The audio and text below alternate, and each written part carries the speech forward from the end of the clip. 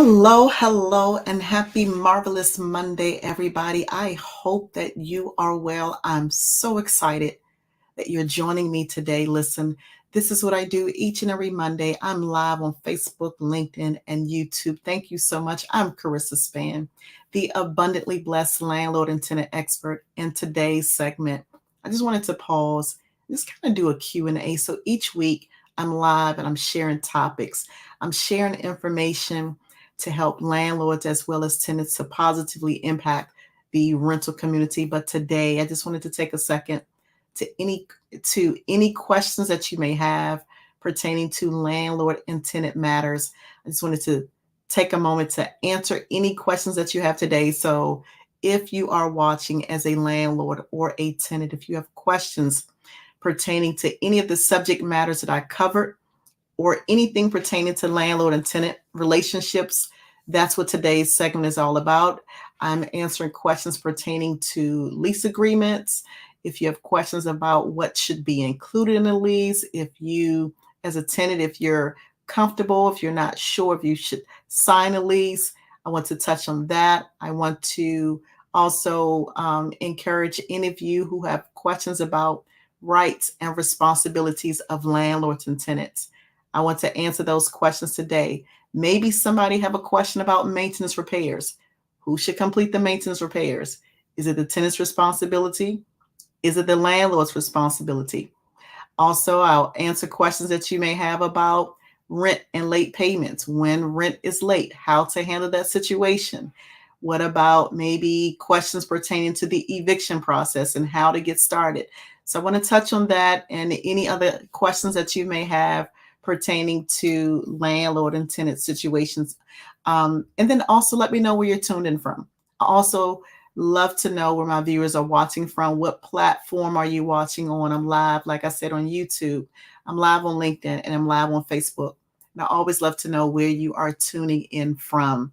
All right, so today, like I said, I wanted to pause and take a moment because I recognize that sometimes many people who watch, they have questions that's not necessarily pertaining to the subject matter for that week, but I definitely want to invite you to ask any questions that you have that I may answer while you have me live, okay? And just a little bit about me again, this is what I do each and every Monday. I'm sharing information to help the entire rental community because I've been in this space for almost 30 years and I recognize that sometimes things happen for two reasons, either because a person don't know or maybe because a person just don't care. And so in any event, any questions that you have, no questions is a dumb question. If you are a landlord and if you have been tuning in over a matter of time, one of the things that I always say is that if you treat your business like a business, it's going to pay you like a business. And if you treat it like a hobby, well, it's going to pay you like a hobby. So questions that you have, I want to make sure that it's clear. And I promise that the information that I share today is not legal advice. I am not a landlord and tenant attorney, but I am giving information based off of the industry's best tips, practice, as well as standards. So any questions that you have, don't be afraid to ask your questions. If you're more comfortable inboxing me your question, I am checking my inbox messages that are coming in from Facebook, LinkedIn, and YouTube. I can check the comments to see if you have any questions that are coming in. So that's what today's segment is all about. Q&A. Let me know what concerns you have, what issues you're having as a landlord or tenant. I know that some of you are, you have rental property and maybe you have a property management who's overseeing that rental property. And I know that some questions I have answered already a little earlier in my inbox on Instagram pertaining to some individuals who have a property management company. And they had questions pertaining to the best practice that they believe their property management company should be adhering to. And so I want to touch on that today. And definitely, and by all means, I definitely want to add that from one jurisdiction to another, that all landlord and tenant laws are not the same. Okay, it just depends on where that rental property is located. That will determine what and how much a landlord must do And then in some jurisdictions, the laws are lenient. In some areas, the laws are strongly in favor of tenants, and in others, the laws are in favor of landlords. And so I want to definitely encourage you to ask your questions today that I may help share some insight, and maybe somebody else may have a question, right? If you're thinking it, then maybe someone else is also thinking about it. And so let me know what questions that you have today. I may be able to answer. So I am checking my messages now on LinkedIn. I want to make sure that I answer questions from all platforms because I'm live on multiple streams right now. So I'm checking my messages on LinkedIn. I don't see anything yet. So I do have a question. I had a question that came in about handling late rent payments. So someone wanted to know, what is the best way to handle late payments? So today is all about Q&A. Any questions that you have, please drop it in the comment section and I will respond to it. So to address the best way to handle late rent payments, one of the things that I always say is I always like to take a look at, first and foremost, what's in that rental lease agreement. Because in order to implement a policy or a system, you first have to start with what's in writing. What have you communicated? What does the tenant know or understand about paying their rent, when the rent is due, and when is it considered late? So for instance, if the rent is due for tenants by the first of the month, when is it officially late? So I like to start there, knowing when the rent is late, and when the rent is paid after that date, is there a late fee assessed? If the late fee is assessed, is it a flat fee? Is it a percentage? Is it a sliding scale, right? Because that determines how much you can charge a tenant when they don't pay their rent on time. And so the best way to handle late payments is to send that tenant a notice. I see your comments coming in. Thank you so much. Send a tenant a letter, notification, whether it's email, a letter, a text message. Communicate with the tenant. Hey, Mr. and Mrs. Tenant, we haven't received your rent. If this is an oversight, this is just a reminder that your rent is due by the first of the month. After the 5th, we assess a late fee, or whatever day that the late fee is assessed. Communicate that. Let them know the options of which they can pay their rent, whether it's by check, by cashier's check, by credit card. Some landlords allow tenants to pay their rent through Cash App, Venmo, PayPal, whatever method is available. Let the tenants know. Here's one of the things that I like to share. Make it as easy as possible to collect the rent. So some landlords are not using some of the digital platforms to receive tenant rent payments. And if you are one of those landlords and maybe you haven't considered that, maybe consider it. Make it convenient for tenants to pay their rent, right? Because maybe they're busy, or maybe something came up and they just couldn't get to the bank or the credit union or to the liquor store or the post office to get a money order, right? You don't want it to be a delay because of that. Now, in some cases, that may be the only option, right? But you definitely want to address it. You want to give them the option to pay their rent.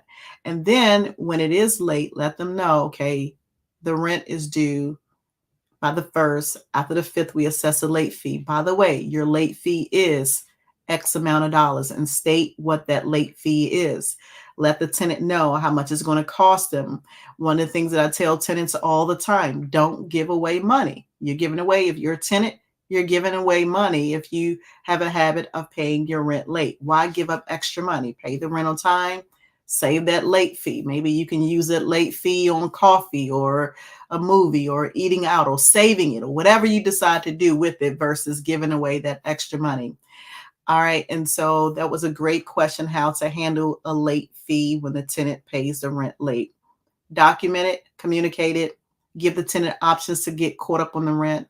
And if it's a situation where maybe the rent has not come in at all for that month, maybe allow the tenant to enter into a repayment agreement to become current on the rent. Now, if it's a thing where the tenant just has a habit of paying their rent late and it's gone months and the tenant hasn't paid like 2, 3, 4 X amount of months, then obviously you should be considering or exploring other options to collect the rent. So that is how I will handle it. And we know that things happen, situations happen all the time. Hey, Mr. Ricks, thank you so much for tuning in. Happy Monday. All right, let's see your comment. You said, when you haven't raised rent in 3 years, what is the best method to catch up on the prevailing rate? I'm $500 below the rate for my rental area. Great question. I get that a lot. Now, here's the thing. You're a great landlord if you have not increased your rent, Mr. Ricks, because it is a business, and I'm sure your tenants love and appreciate you for not increasing the rent. I know that I have a lot of viewers who tune in who are good landlords and have a good heart like you, Mr. Ricks. Well, here's the thing. You definitely want to check so if the rental property is, for instance, in Washington, D.C., check what that CPI rate is, that check the rate, the maximum amount that you can raise that rent. And I would strongly recommend that you don't wait so long to increase your rent, because let's say, for instance, there is some major development happening in the area, or you realize that other landlords are charging $500 or more than what you're charging, and the city or that jurisdiction will only allow you to increase the rent up to this amount, but other landlords, their rent is up here, right? You may not be able to take your rent from here to there, and so sometimes that is a disadvantage when you don't increase the rent. But I do know that sometimes you don't really want to break the bank. You don't really want to impose a rent increase on your tenants. So see what you can charge, see what you can increase the rent to, and check with that local jurisdiction to see the maximum amount. Now, here's the thing, because I have, and I see your next comment, Mr. Ricks, I have some tenants who recently received notice that their rents were increasing. Now, in that jurisdiction, the rent increased by more than $500. And it was legally allowable because that's what the rents are going for in that area. And it's a type A property, it's a new property, have all the bells and the whistles, right? And so some of the tenants, they complain that, listen, that's just too much. I can't afford it. And I get it. At the end of the day, it is a business. It is a business. Taxes increases, utilities increase, and so sometimes that rent increase has to take place. And so, Mr. Ricks, thank you so much for that. Let me see your next comment here. You said you're about to send a rent increase of $200 upon lease renewal. And I would definitely encourage you to send that renewal rent increase letter as far in advance, as early as 90 days in advance. Let the tenant know that at lease renewal, listen, Mr. and Mrs. Tenant, you've been a great tenant. We value you. We love to have you to stay at our property. Please know that in 90 days and 60 days, at lease renewal, the rent will increase to X amount of dollars. But now here's the thing when it comes to rent increases. If, for instance, Mr. Ricks, and I'm going to pose this question to you, and I would love to get your feedback.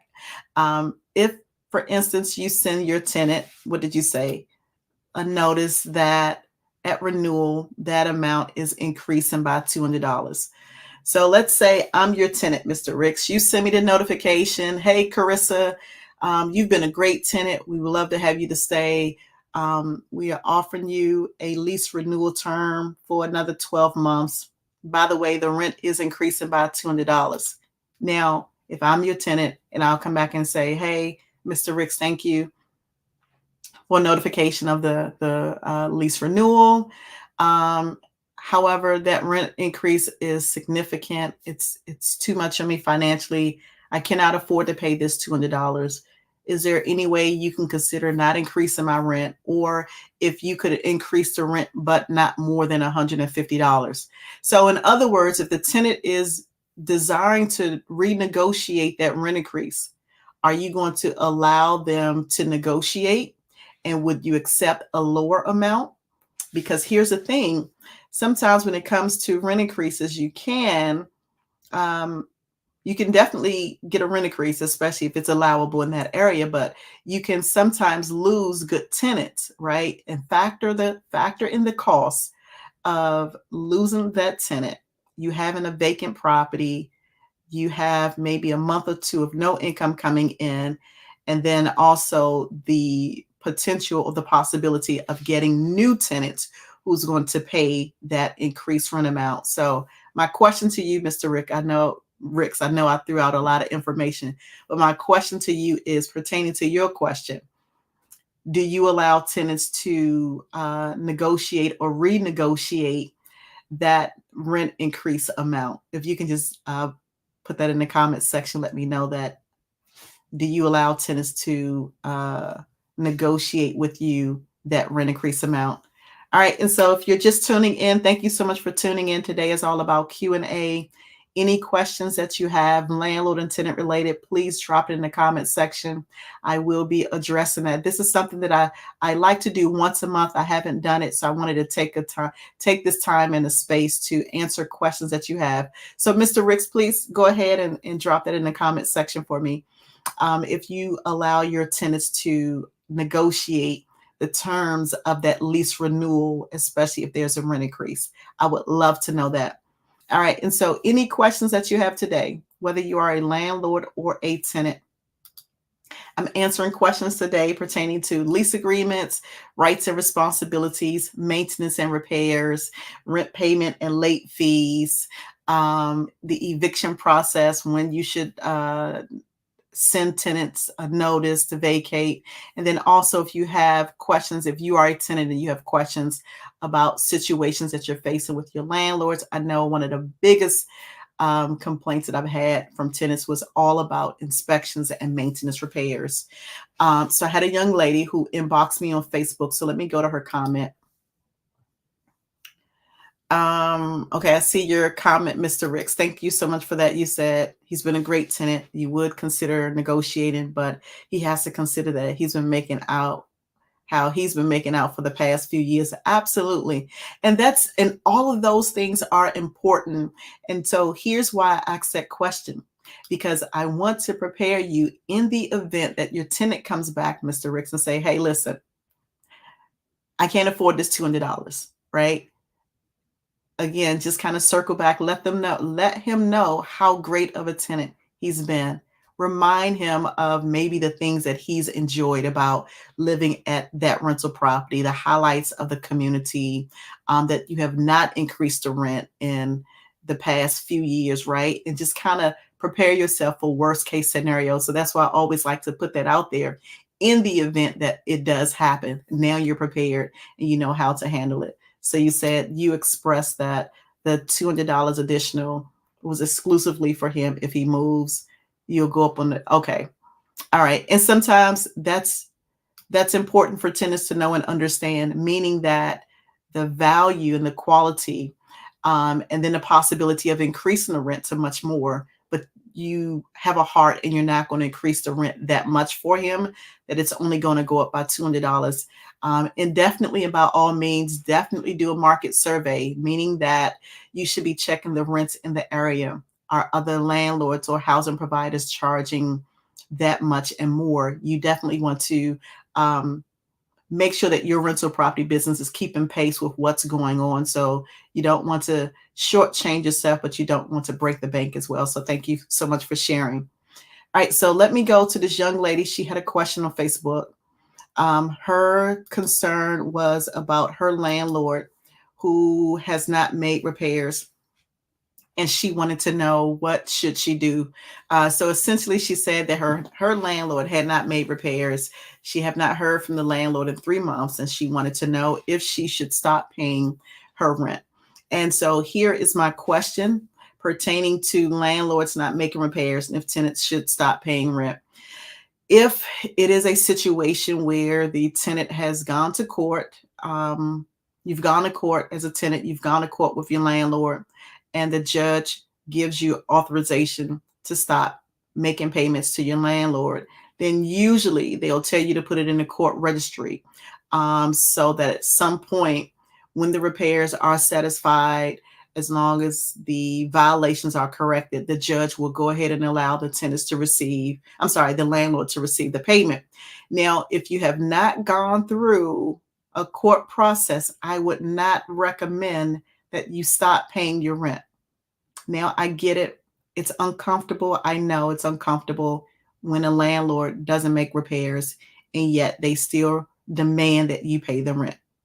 Well, unless you have gone to court, legally, you're still required to make those repairs, which is why it is so important that as a tenant, you exercise your rights. There is nothing stopping a tenant from taking a landlord to court.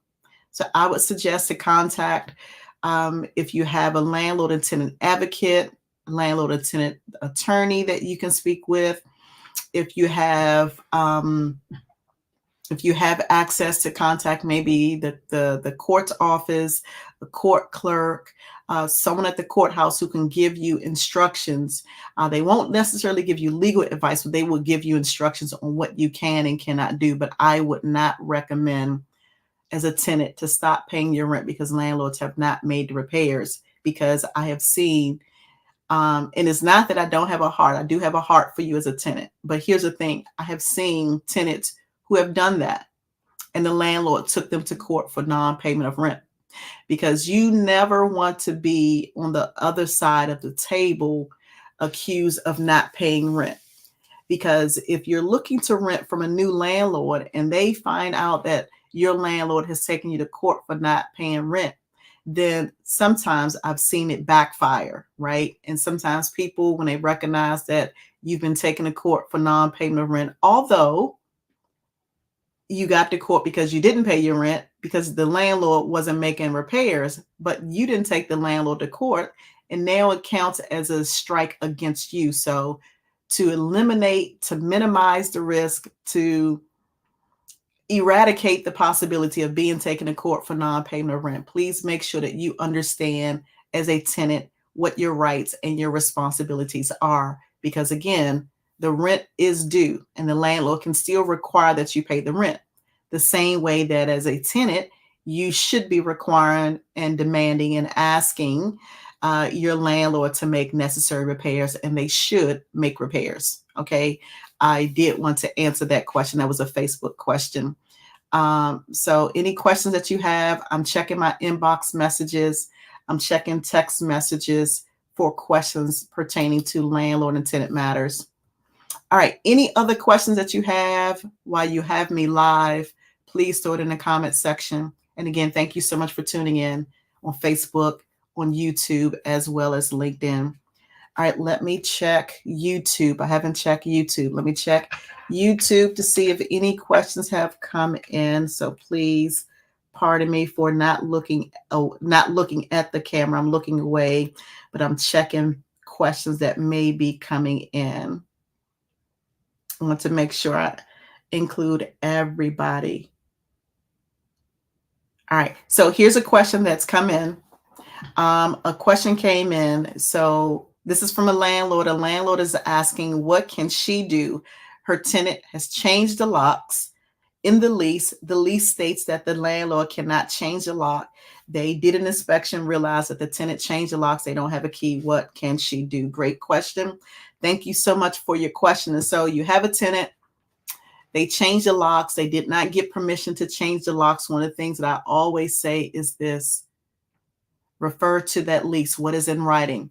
If you have in your rental lease agreement that tenants are not supposed to change the locks, and if they change the locks, how are you handling that? I would look at what you've already expressed in writing to your tenant and reinforce that. So have a conversation with the tenant. Hey, Mr. and Mrs. Tenant, Just wanted to remind you that in accordance with or in accordance to the terms of your rental lease agreement, paragraph blah, blah, blah, that you are not allowed to change your locks without permission or advance notice or whatever.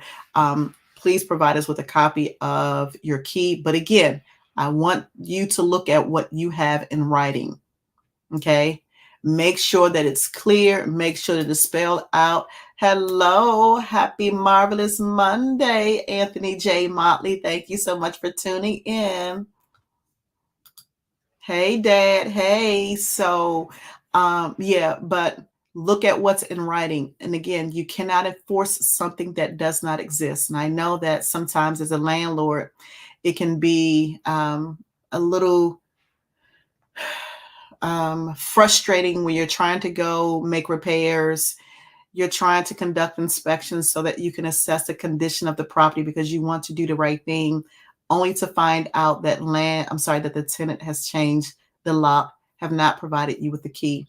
Now, what you cannot do, you cannot evict the tenant. You can't do a self-help eviction, meaning that you cannot and I've seen people do this.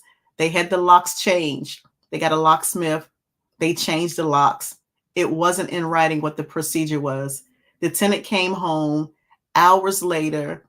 The landlord had a locksmith to change the lock. Now the tenant couldn't get in, and it became a really, really awful situation because the tenant took measures to the next level, and it was heightened at least by 10 notches. And so it was this back and forth going on. So definitely look at what's in your lease, enforce your lease. And if it is a violation of the lease, you can always take the tenant to court. I know that sometimes that's not what you want to do, but try to work it out with tenants. Here are some of the reasons why tenants have changed the lock, some reasons that I know of. So I've had tenants who said, Carissa, I changed the locks because I wasn't comfortable. I felt like the security wasn't strong enough. It was not a deadbolt lock on the door. So I wanted to change the locks because I felt more secure in changing the lock. So if you're a tenant and if you're changing the locks, please make sure that your landlord have a key and don't take you to court because it could be a violation of your lease. So thank you so much for that. Hey, Marie, thank you so much for tuning in. What if your tenant thinks that he doesn't have to pay rent because he is being asked to leave and he has last month is paid? So great question. Thank you, Marie. And thank you for tuning in from that YouTube channel. So sometimes this happens where there is a security deposit. The tenant moved in, the tenant paid a security deposit. They know that they're going to move out. And so now they decide to not pay rent for that last month because they have a security deposit. Marie, I would recommend and gently, strongly encourage the tenant to still pay their rent. Let them know that not only is it a benefit for them to get their security deposit in full, because that's how I would say it, right? It's a benefit for them to get their security deposit in full. They can capitalize off of those savings. And so sometimes just have those soft, gentle conversations with them. Sometimes they may not have it, right? Let them know the benefit of getting their security deposit back. Maybe they could use it for the next place that they're moving to, right? Let them know maybe they need a security deposit for wherever they're moving to. Maybe they could use it for their next month's rent. But then also let them know that their security deposit may not be sufficient enough to pay the rent. And if there are any damages, if there's any cleaning that needs to take place at the time that the tenant moves out, let them know that the security deposit may not cover those things and how important it is for them to still pay their rent. So at the end of that tenancy, after the tenant has moved out or on the day of move out, let them know that you want to conduct the move out inspection together. Let them know it's important to conduct that move out inspection together to go through and identify the condition of the property when they move out. So for instance, if the tenant moves out and there is damage, the security deposit covers that. The security deposit does cover damage, it covers cleaning, and it does cover unpaid rent, but strongly encourage and recommend that that tenant not use their security deposit for the last month's rent because of the reasons that I stated. You may need it for cleaning, you may need it for damage. And if there's any additional fees, let the tenant know that you don't want to have to take them to court if the security deposit does not cover that, right? Because taking them to court could count as a strike against them and would potentially make it hard for someone else to rent to them. So just kind of walk through that process, what it looks like, talk through the downfalls of why they should not use that security deposit for their last month's rent. But great question. Thank you so much for that, Marie. So I hope that helps. And if not, feel free to actually, you said we've asked them to leave because it is absolutely unset in the house. The basement is so full of stuff. You couldn't even walk in there. It was a fire hazard. We're giving them 2 weeks to clean. Okay, so with that being the case, Marie, here's your next comment here. We did it to ourselves because we let it go and go and go. Be nice because they have 4 kids. And I want to commend you for having a heart because some landlords don't have a heart. But unfortunately, sometimes in this case, Marie, some tenants don't appreciate that. And I would strongly, based off of what you've shared, right? The condition of how it looks. Sounds like they may be a hoarder.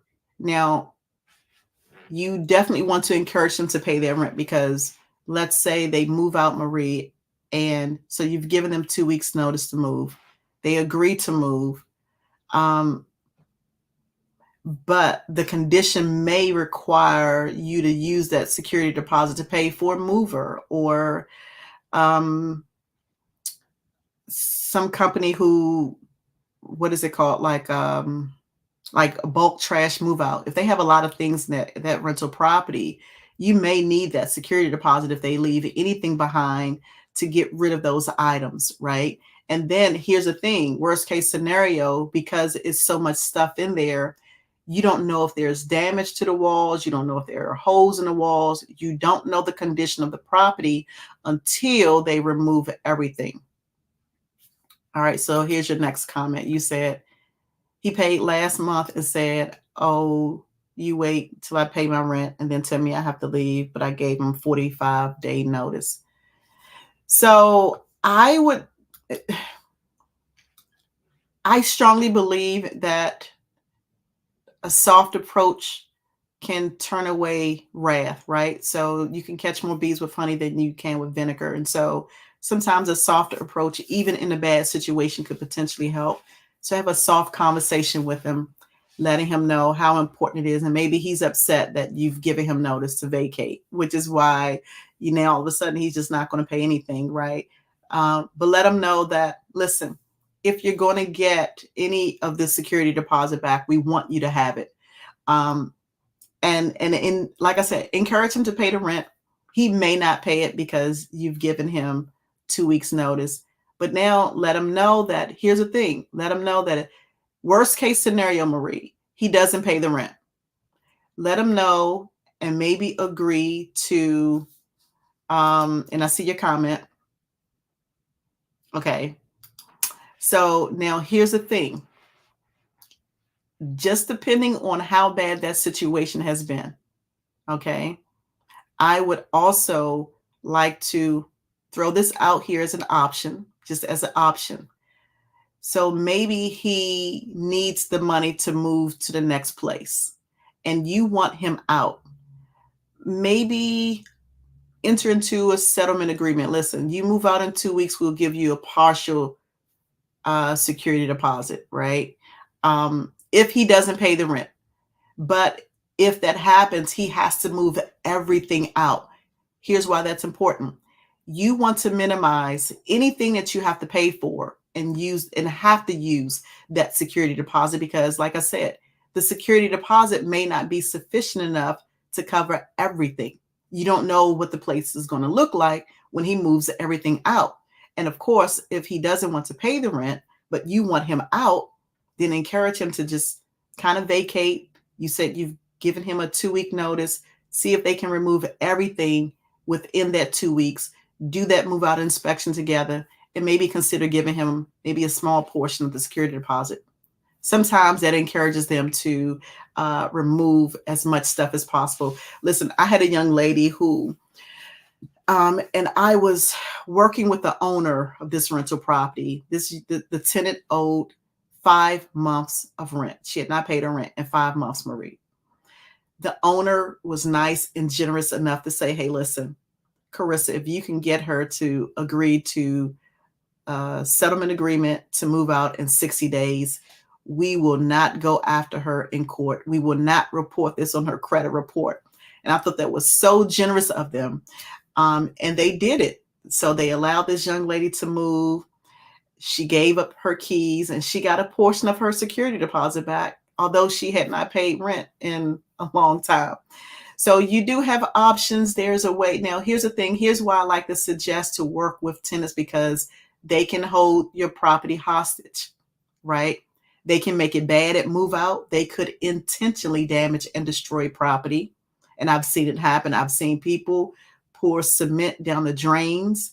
I've seen people turn the water on, plug up the tub, and let the water just overflow. Like, I have seen so much stuff in almost 30 years. I am not surprised, which is why I do these live sessions every Monday, giving tips for landlords, giving tips for tenants, trying to encourage a positive cohesiveness in the rental community. So thank you so much for that question, Marie. If you're just tuning in today, it's all about Q&A, landlord and tenant related questions. I am answering your questions today. I'm live on Facebook, LinkedIn, and YouTube, and I'm checking my messages for questions that are coming in, because some people don't want to ask the questions live. So if you see me look away, that's what I'm doing. I'm checking my messages. I'm checking my questions that are coming in. So Marie, I do hope that was helpful. Thank you so much. All right, so I am going to check for one other question before I jump off. I am a little over my time, but I want to make sure that I answer any questions that you have today. And listen, I am live every Monday right here on Facebook, LinkedIn, and YouTube. If you have not already subscribed to my YouTube channel, please go over to that YouTube channel. You can find me, Landlord Life with Carissa Spann. I try to respond to all of my messages. If I'm not live, if I'm not online, I do answer my questions that come in. If you want to send me an email, I will share my email address. But today is all about Q&A, landlord and tenant related questions. So let me check Facebook again for any last questions that may have come in on Facebook. So give me 1 second as I do that.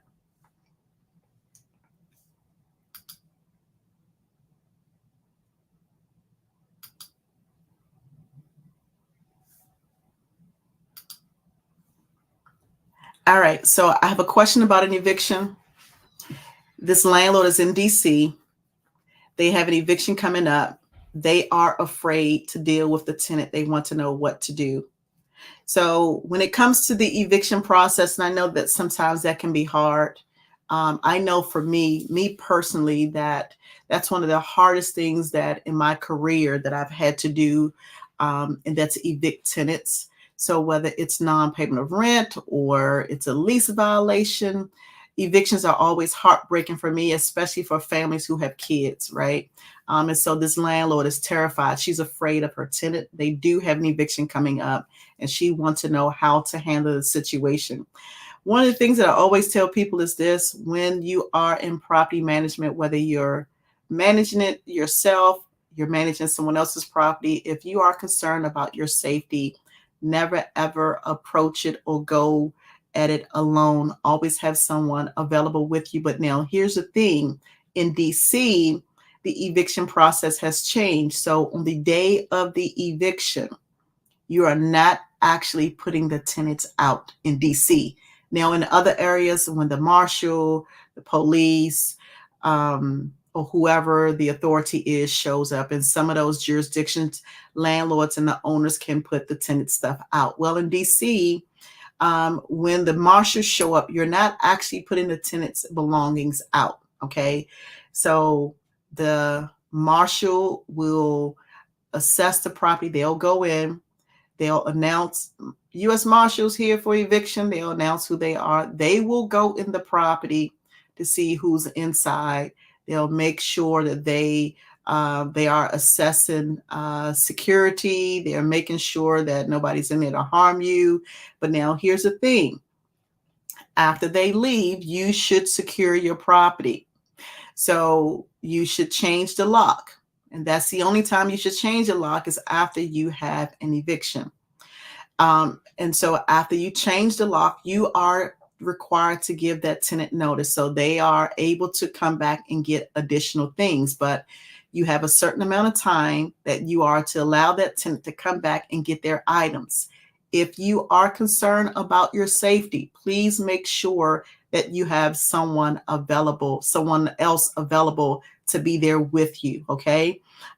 Never, ever, ever approach a situation if you feel like your life is in jeopardy, you don't feel safe. And I would strongly recommend that you do it during the daytime, especially if it's and I don't know the neighborhood, but if you feel like that's a concern as well, schedule a time for the tenant to come back. Make sure you have someone available. If you have to call the police, not to call the police on the tenant, but for your safety, let the police know, listen, you had an eviction, you feel like your life is in danger, or you've been threatened, or your safety is of concern, and you just want to make sure for safety reasons that you have law enforcement available, see if they are able to come out. Let the tenant know, because you don't want the tenant to feel like, something shady is going on. And it's already a bad situation, right? They're being evicted, right? And so they may be upset, right? But definitely don't take measures into your own hand. And one of the things that I always do is, if I'm walking vacant properties, and I have managed thousands of doors in my career, I have worked in communities that were not safe. I have worked in communities that some of my colleagues and some of you will never, ever want to step foot in. I've managed properties where in broad daylight, people are doing drive-by shootings and pulling guns out on each other. I have managed properties where in broad daylight, two guys pulled a gun out on each other in the middle of me walking, right? And I'm caught in the middle, so I get it. But definitely take time to think about your safety and what's important to you. Get someone to be there with you, and don't go alone. So that's my best advice. Thank you so much for all the questions that you had on today. It was all about Q&A, answering your questions, landlord and tenant related. Thank you so much for tuning in on Facebook. Thank you for tuning in on LinkedIn, and thank you for tuning in on YouTube. Let me share my email address, as I said that I would. And please make sure that you are tuning in each and every Monday. I'm right here on this social media platform at 7:30 p.m. Eastern Standard Time. It costs you nothing but your time to show up. That is my email address right there, info@landlordlife.com. I do value and appreciate you. I look forward to seeing you all next week. And again, I am Carissa Spann, the abundantly blessed landlord and tenant expert. I appreciate you. I enjoy you. And I look forward to seeing you next week. And don't forget to subscribe to that YouTube channel if you have not done it already. Bye for now.